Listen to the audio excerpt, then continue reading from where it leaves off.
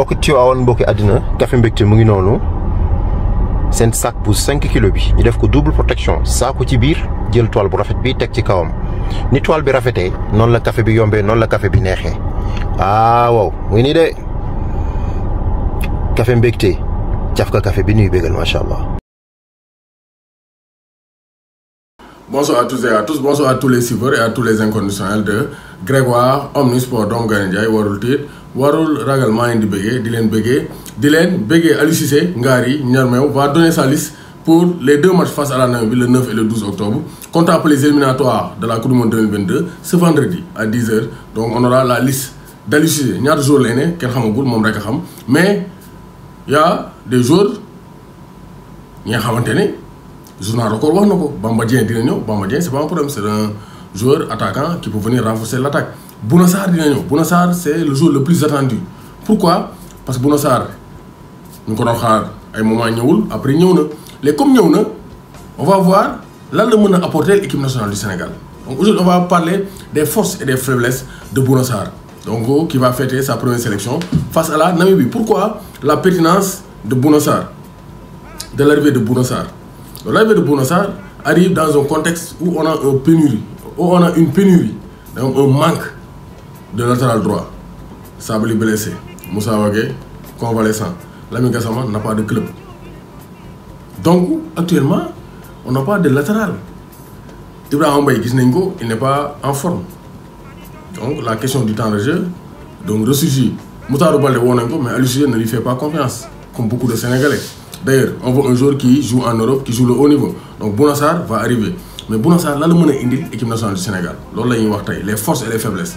Donc Bouna Sarr, c'est un joueur qui a été formé comme milieu offensif. Il a même été la star. Mon entraîneur, Biko formé, bon, il a football en 2018. Parce que Rudy Garcia m'a reconverti Bouna Sarr comme latéral. C'est Rudy Garcia qui a eu cette idée, qui a eu ce flair de repositionner Bouna Sarr comme latéral droit avec l'Olympique de Marseille.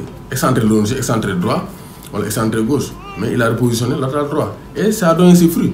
Parce que Bouna Sarr a joué la finale de la Ligue Europa avec l'Olympique de Marseille. Donc c'est un joueur qui a joué le très haut niveau européen. Parce que la finale de la Ligue Europa, donc la Ligue Europa, avec un bon parcours, il a marqué même un but face à Leipzig dans un match de folie au Vélodrome. Donc il a joué donc à Metz, il a joué à Marseille. Actuellement, il est un joueur du Bayern de Munich. Il a joué contre le Paris Saint-Germain, il a joué des matchs de très haut niveau. Donc il a l'expérience du très haut niveau. Vraiment. Jusqu'à ce que même Deschamps beaucoup. Donc c'est pour dire que Bouna Sarr, il a joué le très haut niveau. Il était performant avec l'Olympique de Marseille au poste de latéral droit. Pourquoi? Parce que c'est un joueur qui est rapide d'abord. Qui a tous ses réflexes d'attaquant. Parce qu'il sait comment dribbler. Il sait prendre le couloir, centrer, mais il sait aussi repiquer dans l'axe. Il sait crocheter, rentrer vers l'intérieur et envelopper, comme a marqué Frankowski. Lance Marseille. Le deuxième but lensois, c'est un joli but. Et Bouna Sarr a ses qualités. Et au Sénégal, on manque de latéraux offensifs qui participent à l'animation offensive de l'équipe nationale du Sénégal. Or, actuellement, le football moderne a besoin de latéraux offensifs. Les grandes équipes qui gagnent ont d'excellents latéraux. Bouna Sarr peut apporter le surnom en attaque. Il peut être un binôme parfait pour Krépin Diatta à droite ou bien pour Ismaël Sarr, au cas où Ismaël Sarr joue à droite. Donc ça sont des avantages. Bouna Sarr, c'est un joueur aussi donc, qui connaît le haut niveau, qui peut gérer la pression. Quelqu'un qui joue au Vélodrome pendant des années, il peut gérer la pression. Parce qu'il n'y a pas des stades beaucoup plus chauds. Ou bien il y a peu de stades beaucoup plus chauds que l'ambiance du Vélodrome. Donc vraiment, c'est un joueur quand même qui peut apporter un plus à l'équipe nationale du Sénégal. S'il s'adapte, s'il a la forme, donc il peut apporter beaucoup de choses. Maintenant les faiblesses, c'est comme Achraf Hakimi, c'est comme Alexandre Arnold. Les latéraux offensifs ont généralement des carences défensives. Bouna Sarr n'a pas été formé comme défenseur de métier. C'est pourquoi il traîne toujours des lacunes dans le replacement, dans l'anticipation, donc ou bien dans les tacles. Parce que ce n'est pas un latéral de formation. Tu peux former tu peux un poste, tu peux adapter entièrement, mais tu peux avoir des problèmes d'adaptation. Thomas Meunier a démarré comme attaquant, maintenant il joue comme latéral. Il est à Dortmund. Eric Dimeco en France, il a démarré comme joueur offensif, il est revenu donc latéral. Il a terminé latéral. C'est comme ça. Il y a beaucoup de reconversion dans le football. Et ça, c'est pas mauvais dans l'absolu. Si le joueur s'adapte, c'est bon. Et Bouna Sarr, c'est bien adapté. Maintenant, il n'a pas encore sa place au Bayern, mais quand même, il peut venir apporter son expérience, son vécu, ses qualités offensives. Mais défensivement, c'est pas le très haut niveau. Même Saliou Ciss, défensivement, c'est pas le très haut niveau. Parce que ce sont des joueurs qui sont meilleurs offensivement. Vous savez que la dernière fois, il a fait de très bons centres. Face au Kenya, lors de la Coupe d'Afrique des Nations, il a créé un penalty. Saliou Ciss, c'est un joueur offensif. Avec Nancy, il joue plus haut qu'avec l'équipe nationale du Sénégal. Donc c'est pourquoi Aliou Cissé, quand même, il joue avec un 4-3-3 ou bien un 4-2-3-1, mais il peut retenter le système avec 3 défenseurs. Beaucoup diront non. Mais quand même, c'est un système que Aliou Cissé peut travailler. Parce que même, il a des pistons maintenant pour. La dernière fois, il avait testé Sima et tout. Mais là, il a des joueurs pour. Parce que Bouna Sarr l'a déjà joué avec l'Olympique de Marseille. En tant que piston, parce que c'est un joueur offensif. Il aime aller vers l'avant. Comme l'a fait Victor Moses, un joueur donc offensif, milieu offensif, qui a été reconverti par Antonio Conte comme piston avec Chelsea. Et ça a bien réussi.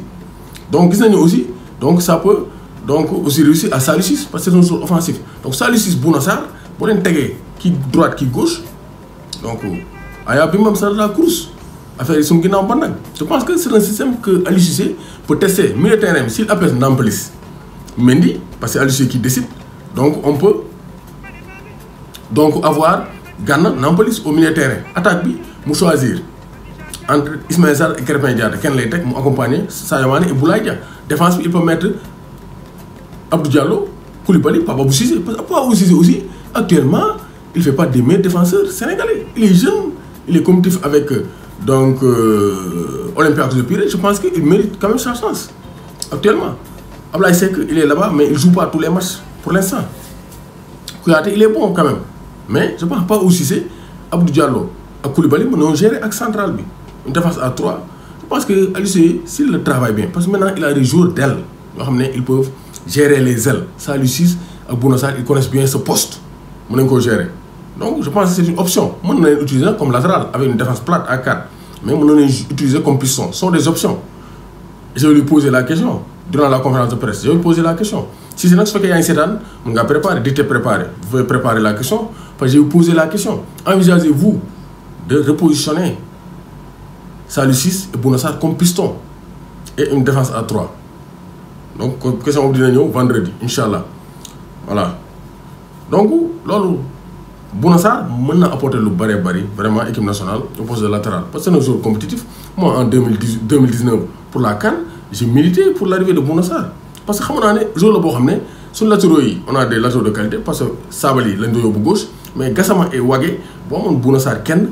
Donc, c'est un joueur offensif. Et on a besoin de joueurs offensifs pour donc vraiment contrecarrer les attaques adverses. Parce que bon, les latéraux offensifs, de permettre les ailiers, les excentrés adverses, de défendre.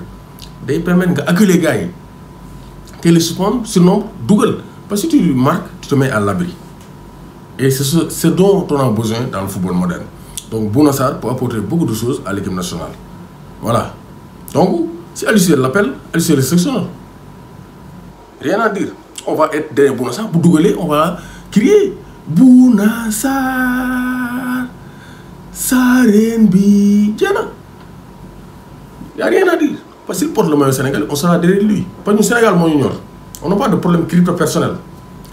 Mais l'INUAR, c'est un débat d'idées et on le pose sur la plateforme YouTube. FIFA, on discute de tout. Quand on fait une vidéo, on voit les modes de sélection, les critères de sélection. Mais on est commentaire, on est chacun avec sa vision, c'est comme ça. On doit parler. Mais on ne peut pas qui m'a fait depuis, qui m'a fait non. On parle pour critiquer positivement, pour améliorer. C'est la qualité. Ce n'est pas une destination, c'est un voyage. On améliore. Pep Guardiola, il a critiqué. Parce qu'il ne joue pas avec un attaquant de pointe. Et ça fragilise l'équipe, le rendement offensif de City. Leicester, Ben but l'Entougal. Southampton, 0-0. Chelsea, 1-0. Leipzig, l'Entour 6. Mais face au Paris Saint-Germain, sur les 5 derniers matchs, donc dans les autres compétitions, on a coupé. Mais City a marqué donc peu de buts. Alors que City était connu pour marquer beaucoup de buts. Donc Guardiola a même critiqué. Autrement, Aliou Cissé. Donc les critiques sont constructives. On veut le triomphe du Sénégal et on veut le bien du Sénégal. Donc Bouna Sarr, si on t'appelle, tu es le bienvenu. Et il faut nous faire profiter de tes forces. La qualité offensive, la vitesse, le surnombre, la qualité du centre, répliquer, enrouler. Défensivement aussi, il faut tout faire pour garder. Parce qu'Afrique est toj kaani pàccal nga mbir bëgg Aliou Cissé aussi pour te protéger bien sa défense on a la défense à 3 avec les pistons Saliou Ciss Marcelo et donc là-bas Dani Carvajal donc Bouna Sarr mu jeex tàkk doomu Gaynde Njaay warul tiit warul ragal que le Sénégal gagne ñu Sénégal moo ñu ñor mais pas les débats crypto-personnels ce qu'on veut c'est pour le bien du Sénégal et il faut débattre il faut parler pour faire jaillir les solutions waxuma bu Ousmane Sonko wala bu Thioubalo mais la solution pour que Aliou Cissé puisse gagner la CAN 2022 Bouna Sarr bienvenue Bouna Sarr Sareen bi